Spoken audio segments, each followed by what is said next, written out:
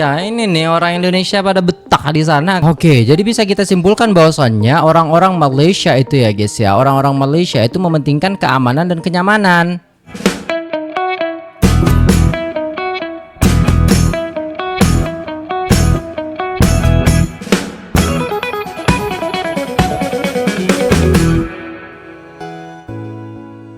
Assalamualaikum warahmatullahi wabarakatuh. Jumpa lagi dengan saya guys, Cak Mujib. Gimana nih kabar teman-teman semua? Semoga sehat selalu dalam lindungan Allah Subhanahu wa taala. Dijauhkan dari segala mara bahaya, malapetaka, bencana dan balak serta berbagai macam penyakit. Amin amin ya rabbal alamin.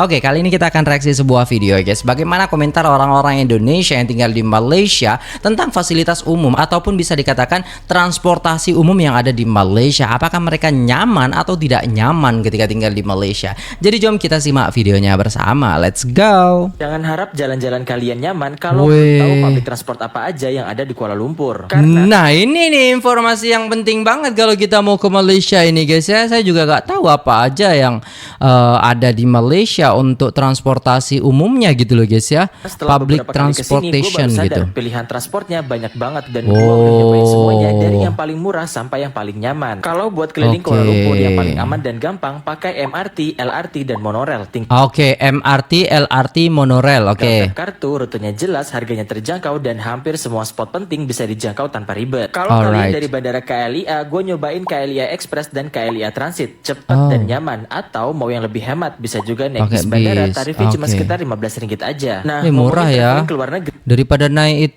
taksi. Tapi kalau naik taksi kan kita barang bisa cepet ya guys ya. Kalau naik bis kan agak ribet mungkin ya. Jadi satu hal penting yang sering bikin ribet itu tuker uang. Kalau mau yang praktis, aman dan cepat, sekarang bisa lewat Fly Cargo. Prosesnya cuma 1-3 menit, nggak perlu muter-muter cari money changer. Rate-nya bagus, tanpa fee, prosesnya cepet dan gak ribet. Bahkan bisa juga top up Alipay dan WePay loh. Fly Cargo ini bukan cuma buat liburan, tapi kepake banget buat yang open just tip atau punya bisnis. Bisa kirim barang dari China, Bangkok sampai Vietnam dengan harga mulai 70 ribuan aja per kilogram, udah all in. Dan ini juga membantu banget buat yang lagi traveling tapi bagasi kelebihan. Tinggal kirim aja pakai Fly Cargo, lebih aman dan dia kargo gitu ya guys. Buat kalian yang mau ke Batu Cave atau Klang bisa naik KTM komuter. Dan kalau mau keluar kota kayak Johor Bahru, Pinang dan Ipoh, pilihannya kalian bisa naik KTMB. Dan yang paling ini kalau kita nggak paham kesasar bener nih guys ya. Maksudnya nggak tahu nih transportasinya apa, makanya kita harus save videonya ini ya guys ya, biar kita tahu tuh kalau di sana. Tapi menjangkau setiap sudut kota. Ada Rapid KL paling murah tapi jaringannya luas. Gimana public transport apa aja yang udah pernah kalian coba? Tulis di kolom komentar ya. Dan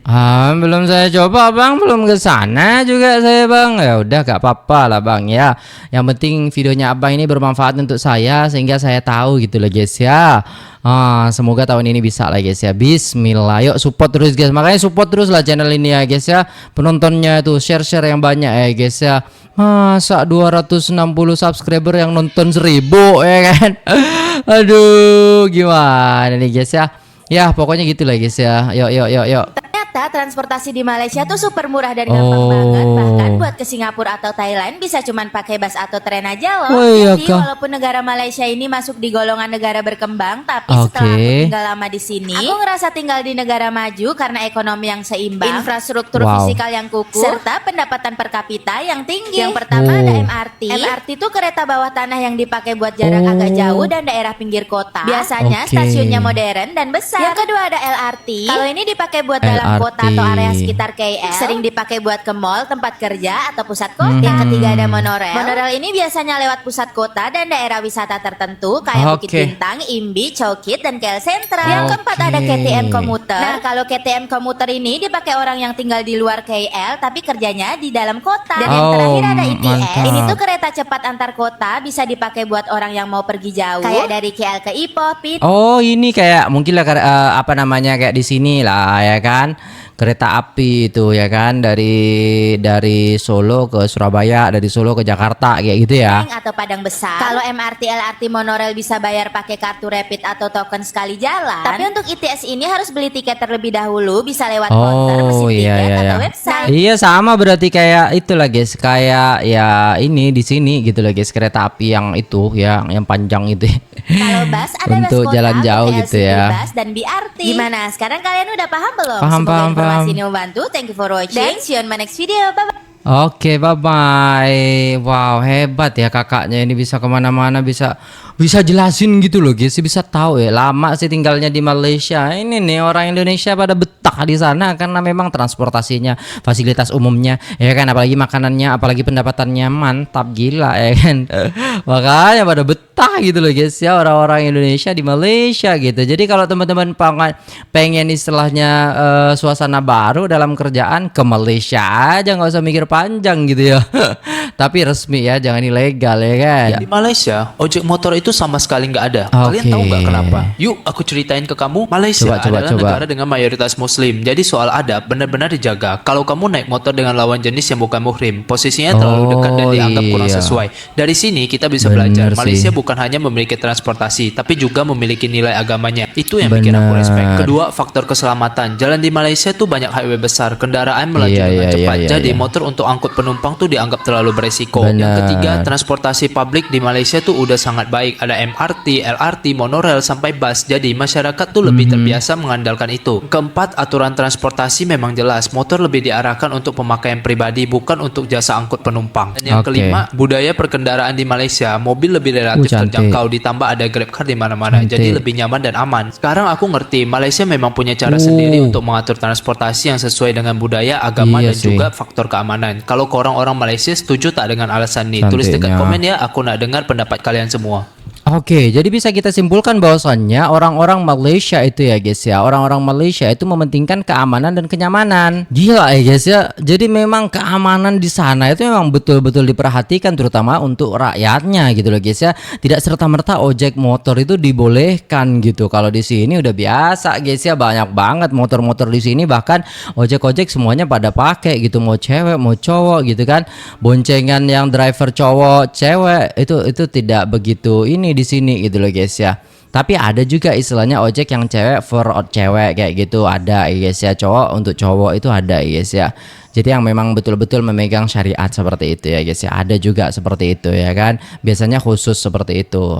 Gitu guys ya. Tapi kalau di Malaysia, mantap gila ya guys ya. Mau ingat orang-orang Malaysia kayak sangat ke iya, tapi kalau rata-rata dilihatnya motor lebih sedikit daripada mobil ya kan. Mobil seabrek di sana ya guys ya. Mantap ya guys ya. Pintar juga nih ya kan abangnya menjelaskan sehingga kita paham gitu loh guys. Terbaik gitu loh guys ya penjelasan daripada Abang Jun ini ya guys ya. Keren. Buat kamu yang belum tahu, ini apa dia tuh? kereta komuter yang ada di Kuala Lumpur. Mantap. Ada yang unik dari kereta komuter yang ada di Malaysia ini. Mana? Jadi ada kursi yang kayak gini, sama kayak di kereta komuter yang ada di Jakarta, Jabodetabek. Tapi ada juga kursi yang bentuknya kayak kereta jarak jauh gini ya. Dan yang unik lagi adalah ada colokannya di hampir setiap gerbong. Tadi aku cek di bagian bawah itu ada colokan listriknya gitu, bisa buat cas HP kayaknya ya. Di sini dingin juga karena full AC sampai berembun kacanya loh. Gerbongnya keretanya cukup panjang dan harganya pun murah. Murah ya. Semoga bermanfaat. Wah, baru tahu guys, suasananya kayak gitu di dalam ya. Wih, mantap sih guys ya. Mantap Pak Abi nih. Keren kita bisa tahu tuh guys ya. Kereta yang ada di Malaysia, komuter ya, komuter train gitu. Coba kita lihat lagi guys. 5 tahun aku di Malaysia dan yang aku paling senang, apa tuh? yang aku paling suka ada di Malaysia itu apa? Tuh, transportasinya mudah. Sini kita mau naik monorail. Selain monorail ada juga LRT, ada juga MRT. Kalau bus ada juga ada Rapid KL. Banyak, jadi kemana-mana itu mudah dan juga murah.